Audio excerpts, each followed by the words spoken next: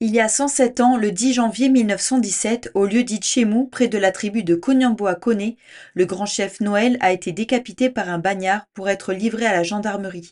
À cette époque, l'homme, symbole de l'insurrection kanak au nord du pays, accompagné par son frère et le chef Poindé de Netchaot, s'est rebellé contre le système de recrutement des volontaires pour la Grande Guerre en Europe.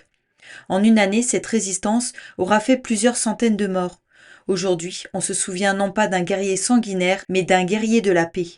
Un grand chef de tribu qui avait beaucoup de valeurs. Quelqu'un qui estimait que protéger sa tribu, c'était plus important que le reste. Il en a perdu la vie d'ailleurs. Vous vous apercevez, en fait, on le présente comme quelqu'un de sanguinaire, un peu comme Ataï aussi. On les présente comme des gens sanguinaires, alors qu'en fin de compte, ils avaient de profondes raisons. Des choses qui se passaient à leur niveau, c'était très injuste. Donc, en fait, s'ils sont devenus sanguinaires, c'est qu'on les a rendus ainsi. Et donc aujourd'hui, c'est bien de rappeler que ce n'étaient pas des gens racistes. À la base, ils se sont battus parce qu'on a touché à leur tribu, on a touché à leurs enfants, simplement. Mais sinon, c'était des gens pacifiques. Pour la génération de demain et après-demain, on continue de faire passer l'histoire.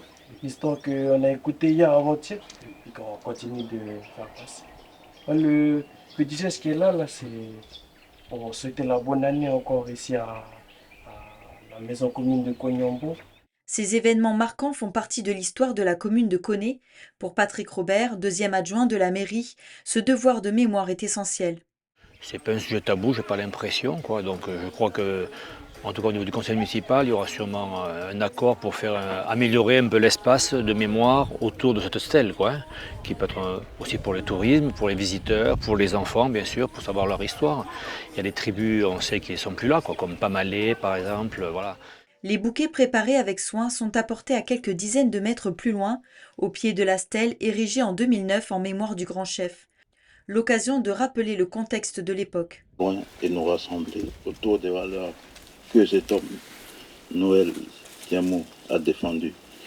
Ces valeurs qui ont été véhiculées à cette période et qui sont toujours d'actualité aujourd'hui, c'est-à-dire le courage, la détermination, la volonté d'aller de l'avant et donc de dépasser les barrières et les clivages. Il ne faut pas aller faire la guerre là-bas en France.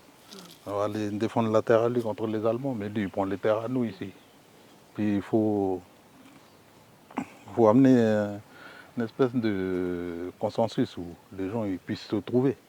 Ce vieux, par exemple, il fait partie de l'un des gens au même titre qu'Ataï, au même titre que des autres grands chefs du Sud ou du Nord, ailleurs, qui ont su monter au créneau pour dire on existe, on a les valeurs à nous. Et nous, on est les descendants de ces vieux-là qui nous ont transmis cet héritage. Il ne faut pas l'oublier, le grand frère Noël, là.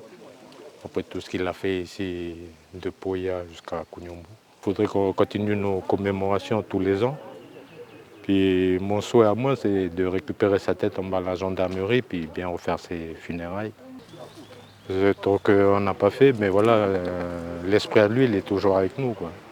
Au mois de juin, une autre cérémonie de commémoration devrait avoir lieu au Centre culturel Pomémy, en partenariat avec le Sénat coutumier et les aires coutumières concernées.